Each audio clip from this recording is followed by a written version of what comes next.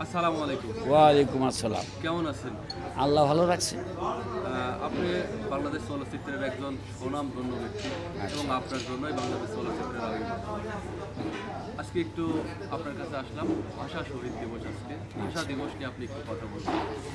ভাষা দিবস দিয়ে কথা বলতে গেলে আমি প্রথম থেকে যদি বলি যে আমার তখন 4.5 থেকে 5 বছর ঢাকা সেন্ট্রাল জেল কোয়ার্টারে থাকতাম। আমার মা চাকরি করতেন, তো জানালায় উঠে দাঁড়ায় দাঁড়ায় রাস্তা দেখতাম। হঠাৎ দেখি মানুষের মিছিলের, তখন তো মিছিলও বুঝি না বালকেরা, একটা মিছিল যাইতেছে, জানালা দিয়ে চাই রাখলাম, দেখলাম বাঁশের আগায় একটা রক্তমাখা জামা, রক্তমাখা। তো ওখানটা মিছিল করতেছে আর স্লোগান দিতেছে, রাষ্ট্রভাষা বাংলা চাই, নুরুল আমিনের কল্লা চাই। নুরুল আমিন বলতে আমাদের এক বাঙালি ছিল, জিন্না, মোহাম্মদ আলী জিন্না যখন বলছিল যে Urdu shall be the national language of Pakistan, এটাকে সাপোর্ট করেছিল নুরুল আমিন।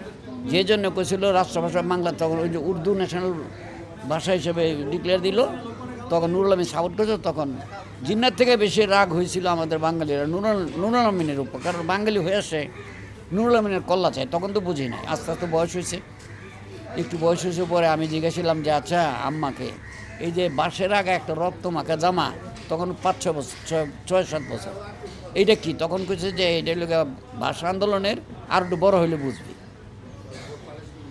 তারপর আস্তে আস্তে বড় হইলাম, সব জানলাম, বুঝলাম।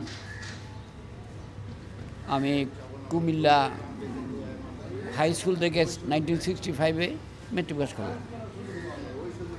তখন ওখান থেকে আবার ঢাকায় আসলাম। আমার মাদার বদলি হয়ে ঢাকা সেন্ট্রাল জেলে আসছে, ম্যাট্রন ছিলেন। এই তখন আমার এক বন্ধু ছিল তোবারক নাম, আমরা তখন থেকেই কিন্তু ওই কবিতা লিখতাম, এইটা লিখতাম, পত্রিকা অফিসে যাইতাম, আমারটা ছাপান এরকম করতাম আমরা। তো আমরা আর একটু বড় যখন হয়েছি তখন একটা স্মরণিকা বের করলাম 21শে ফেব্রুয়ারি ভাষা আন্দোলনের। স্মরণিকার নাম ছিল দূরবীন। তো ওইটা লিখলাম, ওইটা আমরা ছাপালাম। ঢাকাতে কষ্ট বেশি, আমার বাড়ি আমার বন্ধুর বাড়ি দুজনেরই ব্রাহ্মণবাড়ি। আমরা মামুরে এক প্রেসে গিয়া, তখন তো আর মানে ডিজিটাল ছিল না, ওই যে বক্স বানায় লেখা সরেওর একটা বলতো, আমার সরেও তারপরে মোটা বাড়ি করতো লোহার স্টিলের, ওইটা বসায় আমার এইভাবে একটা বক্স বানাইতো এক পাতার মতো, ওটা বক্স বানায় তারপর এটা প্রেসের ইয়েতে সেট করে তারপরে ওইটা ছাপাইতো। ওইরকম করে আমরা একটা ম্যাগাজিন বের করলাম। বের করে আমরা ঢাকায় চলে আসলাম 21শে ফেব্রুয়ারির আগের দিন রাত্রে। আইসা ভোরবেলা আমরা ওই ইয়েতে শহীদ মিনারে গেলাম, লোকজন আস্তে আস্তে ফুল দিতেছে, আর লোকজনকে আমরা ম্যাগাজিনগুলো দিতাম, বেশি নাই, বিক্রি করে নেয়, আমরা হাতে হাতে দিতাম। তারপরে 52 থেকে 72 এরকম করে অনেক স্মরণিকা বের করছি। এগুলি নিয়ে ভাষা আন্দোলনের প্রতি যা ঘটনা ছিল আমরা ভালো করে রপ্ত করলাম, পড়াশোনা করলাম। ভাষা আন্দোলনের সালাম, জব্বর, বরকাত, ওদের গুলি খেয়ে মরছে, ওদের 3জনেরই একজনের রক্তমাখা জামা ছিল, যেটা আমি পরে ধারণা করছি। ওইটার কনফার্ম হয়নি রক্তমাখা জামাটা কাটে, ধারণা করলাম ওরাই তো গুলি খেয়ে মরলো, ওদেরই একটা হবে। তো এরপরের থেকে ভাষার প্রতি তো একটা আলাদা একটা আমার হৃদয়ে জাগছে।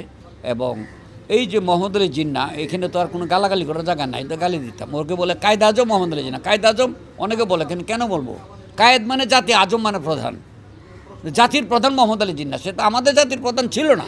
তো কায়েদ আজম মোহাম্মদ আলী জিন্না বাঙালিরা বলবে কেন? তো ওই Urdu shall be the national language of Pakistan বলছে। আমি একটা কথা বলি, সমগ্র পাকিস্তানের পূর্ব পাকিস্তান, পশ্চিম পাকিস্তান, ওখানে ওখানে একটা প্রদেশ, ওখানে 4টা। তো ওইখানে আমাদের দেশের ভাষা আন্দোলনে ভাষা 2 পাকিস্তানের ভাষা হওয়া উচিত ছিল বাংলা। এই জন্য বলছি যে একটা প্রদেশ আছে সিন্ধ, যেটা রাজধানী করাচি, সিন্ধের ভাষা সিন্ধি, ওখানে কোনো হরফ নাই, অ্যালফাবেট নাই, হরফ নাই। তারপরে আছে পাঞ্জাবি ভাষা, কিন্তু পাঞ্জাবি ভাষার কোনো হরফ নাই। তারপর আছে বেলুচিস্তান, ওখানে ভাষা আছে কিন্তু অক্ষর নাই। তারপর উত্তর পশ্চিম সীমান্ত প্রদেশ, মানে পশতু, আফগানিস্তানের এই পার, ওখানে ওরা পশতু ভাষায় কথা বলে, কিন্তু ওদেরও কোনো অ্যালফাবেট ছিল না, ছিল শুধু পূর্ব পাকিস্তানের বাংলা। তাহলে একটি মাত্র 2 পাকিস্তানের ভাষার লিখিত হতো, সেটা হলো গিয়া বাংলা। তো বাংলায় ভাষা মানে পাকিস্তানের ভাষা হওয়ার কথা ছিল। ওই তখন থেকে আমাদের স্বাধীনতার বীজটা, ওই ভাষা আন্দোলন থেকেই কিন্তু আমাদের স্বাধীনতার বীজটা রোপণ হয়।